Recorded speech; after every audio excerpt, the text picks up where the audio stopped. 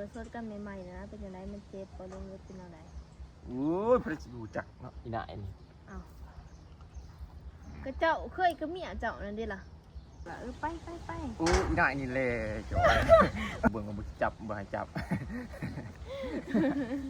อย่ามาเฮ็ดจังซี่ก็คอยบ่ได้ นัก ได้ กะเพราอยู่แอร์เขาเมื่ออดไม่ทน บ่ เออ บ่ทนล่ะ โอ้ย สิยัน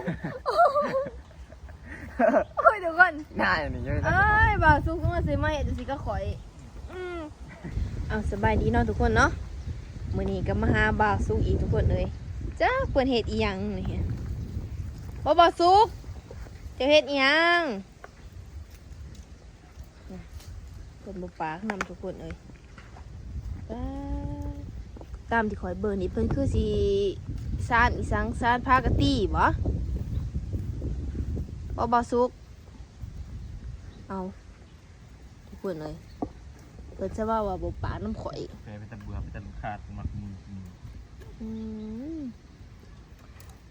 เพิ่นรำคาญข่อยบานนะเสร็จจังได้บานนี้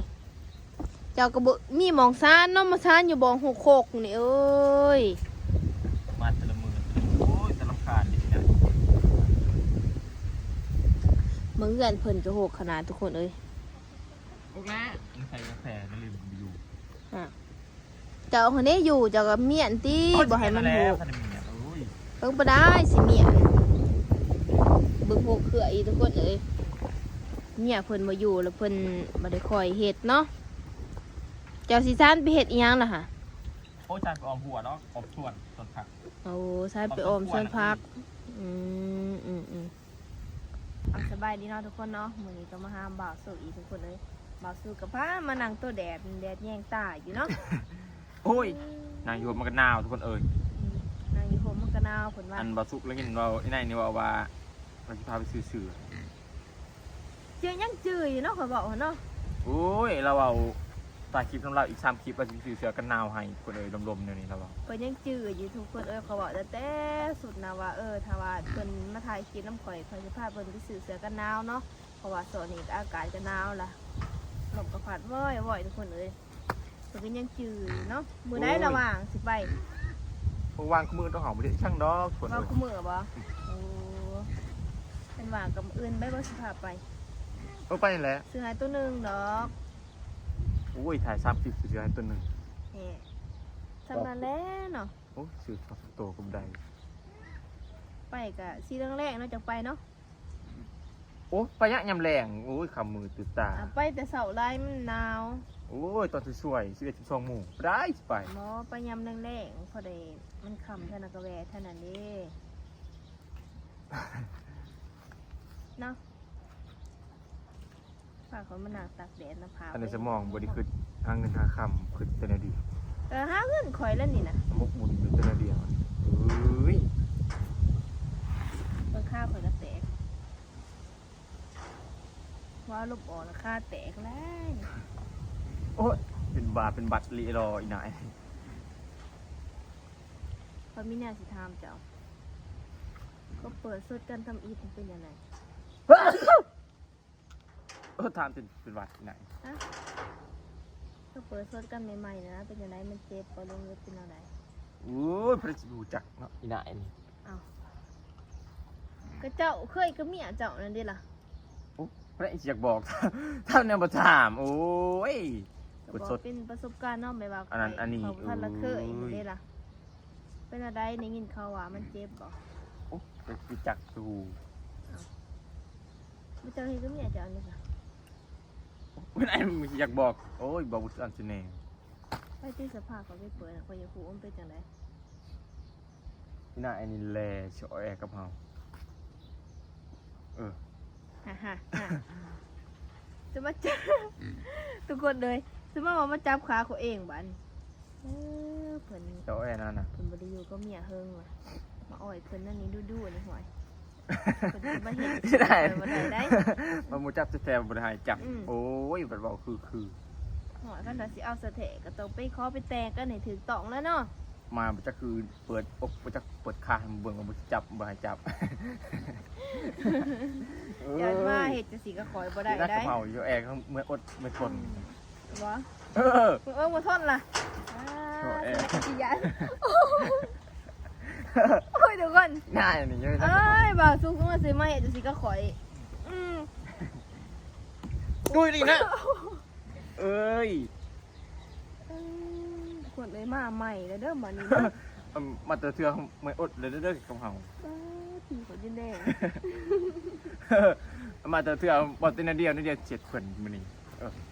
ก็แอร์ หยาเราเลยทุกคนเอ้ย มาเตอเทือง สิมาเห็ดกับข่อยเด้อ จักไก่หมูจับหนุ่มจักไก่หมูใบคามาแล้วบางทีจับขึ้นออกอุ้ยเจ็ดคน เบิ่ง เดี๋ยวแอ ผี ร์ ข่อยเป็นห้องมือยินแดงทุกคนเอ้ยเจ้ายา แต่ว่าเจ้าสีเฮ็ดสะแถนเจ้าต้องไปคอข่อยก่อนก็พอก็แม่ข่อย เอ้ยมันมาหาเฮาคำกลางคืนก็มาเอ้าจักไงมึงจักไงมึงเอา เอ้าก็ว่าเผื่อว่าไอ้นอเผื่อว่าเจ้าสนใจเด้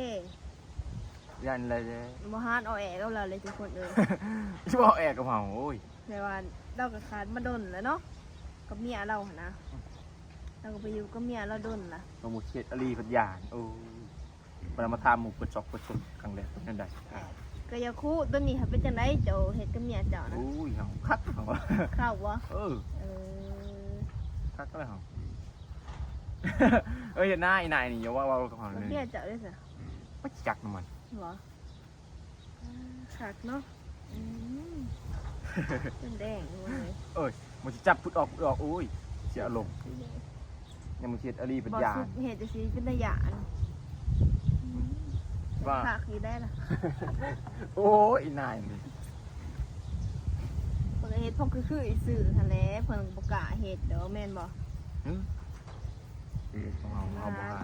ลูกแข้งลูกขาไว้ว่าที่ยามข่อยอยากให้จับหั่นทำเป็นพืชออก เอ้ยมาละเตือนมืออดไม่ทนเลยเอ้ยพลาดเพื่อนนี่นายนี่มอแอร์ของเรา อืมไปที่ซะอยู่ในเฮือนไปบ่ เชื่อมันยอนนั่นนี่นะเอ้ยบ้าบอกคือ น้อยๆจังจอยจังซี่ทำได้เด้ โอ้ย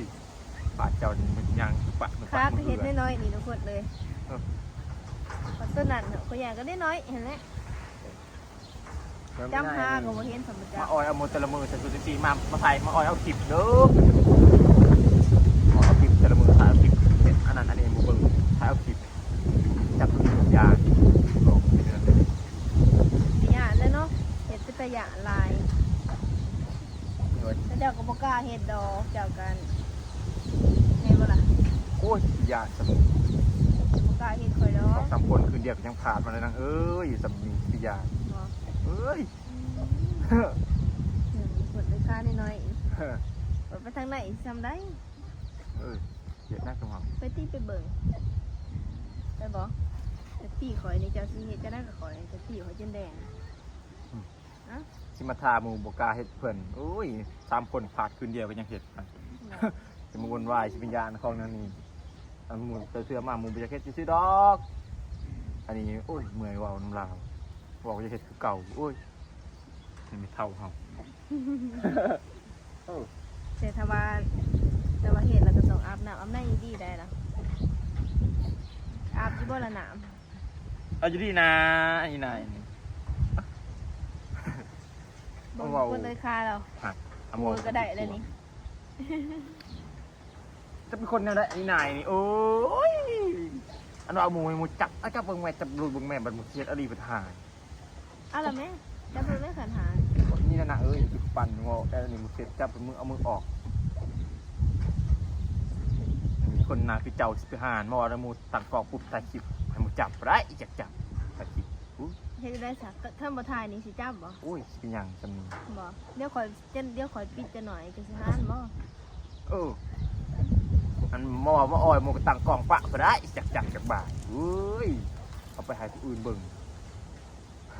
อีบาอีมุงโคตรโถลิรอ บ่นั่นถ้าตั้งกล่องนี่บ่ทุกคนบ่หานจับกันเนาะแต่ถ้าว่าเขาปิดกล่องนี่แม่นหานเนาะ พี่ยาน หานเขาก็บ่ให้ดอกถ้าว่าสิเอาสะแทกกันไปขอน้องพ่อกับแม่ข่อยก่อนแหละ อีบาเองมาหาหมูโอ้ยจังนังเอ้ย มาหาแล้วก็ไปขอแต่ว่าถึกตามหีตามคอกเนาะทุกคนเอ้ย บ่แพงดอกขะดองข่อยปะ โอ้โอ้บริหารทุกคนเอ้ยบอกคือของ จะได้ซีโซเพิ่งงามบ่ นี่นะไอ้มาวอยบอกคือวอลนั่นนี่มาจับ ปี มื มา อ พี หายก็ได้จะเป็นบามาตั้งกองอะไรมาถ่ายคลิปมาอ่อยหมูโอ้ยจะจริงมันจะหาย มาหาอ้อยเล่าตัวทุกคนเลยเล่ากันบ่ได้อยู่กับเมียดนแล้วเนาะถ้าว่าเมียจะมานี่โอ้ยขอได้สิได้มานั่งเว่ากับเจ้าจังซี่ เป็น เธอ บ้า บ่ได้แม่เจ้าสิมาล่ะ จะไปทอดประทามนะทานยังประทาม บ่ถ้าว่าเมียจะมาก็ขอยสิบ่ได้มานั่งเว่ากับเจ้าจังซี่ได้ล่ะ โอ้งานนี่แหละโอ้ย ข้อยก็ เหมือนเบิ่งแล้วลายคลิปเลยมาถ่ายแต่ละมือเป็นนั่นเอ้ยคลิปพอมึงบอกไอ้ต้องหา เป็นแดงทุกคนเลยแนมหาจนบ่เห็นนั่นทำเป็นอวดเก่ง มันยังนอนบ่เรื่องอะไร โอ้ยแต่บริเวณบุทัวรีรอไอ้หน้านี่ปวดโผรีรอโอ้ยจักลา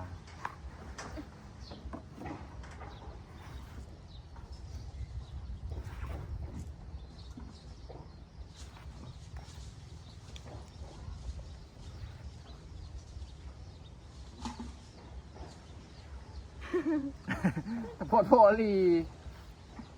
ว่าบ่มีคำสิว่ากับเจ้าล่ะ เพราะไอ้เจมีวาวมันแต่ละมือถ่ายเป็นอันเดียว มันยังไม่กาเซยตั้งทีตัวเองก็ขาดมาดนแล้วก็บ่เห็นสีว่าไป โอ้ยอีหน้านี่แหละจอยเอ้ยถ่ายคือหัวน้ำมูคือมาจำจับพุดออกเว้ย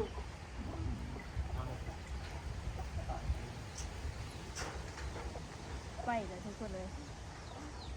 บ้านเราเห็นสะแถกก็เป็นตะยะในทุกคนไปกันเห็นว่าเป็นจังซี่กันบ้านเราเห็นสะแถกก็เป็นตะยานคนเราไปแล้วเราหายแล้วบัดนี้ก็สิขออนุญาตปิดคลิปก่อนนะทุกคนเนาะมีแต่ว่าพอกันคลิปหน้าเนาะ